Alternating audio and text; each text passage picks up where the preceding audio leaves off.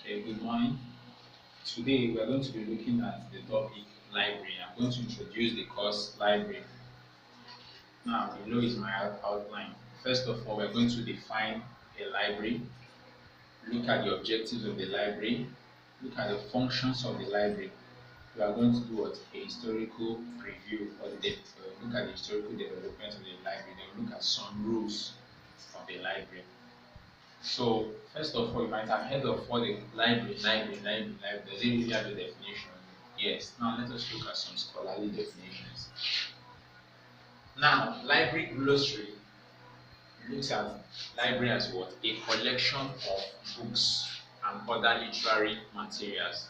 A collection of books and other literary materials for reading, study, and research. It is a collection of books and other literary materials for what? Reading, study, and research. Now, let's look at the second definition by John Elmer. John Elmer defined library as what? An organized collection of books and literary materials. Just an organized collection of books and literary materials. Then finally, UNESCO defines library as an organized collection of published books. Organized collection of published books, periodicals, reading and audiovisual materials, and the services of staffs to meet users' needs. Now, there is something we need to note in all these definitions.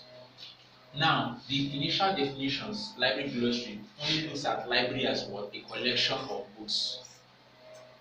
Second definition, look at it as an organized collection of books and literary glossary, telling us that it has added what? Organization to it.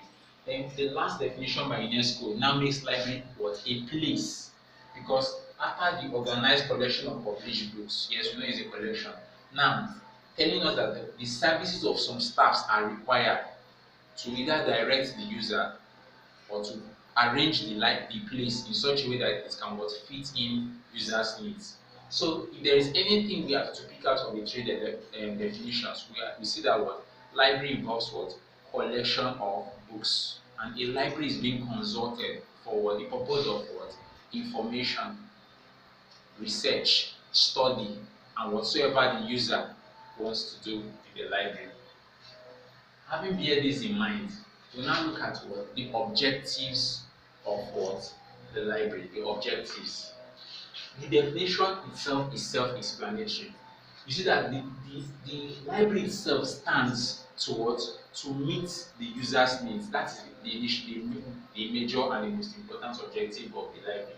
The library stands to what? To serve the interest of the user, whoever is using it. It could be a researcher, it could be an educational person, it could just be someone reading for pleasure, it could be anything, but the utmost goal of the library is to see that what? The need of the users are being what? Met. And now, in the library, everything are what? Systematically arranged. The books are what? Arranged on what? A shelf. And now there is a catalog that gives what? Names to each collection, separating them. And now the chairs in the library are what? Systematically also arranged.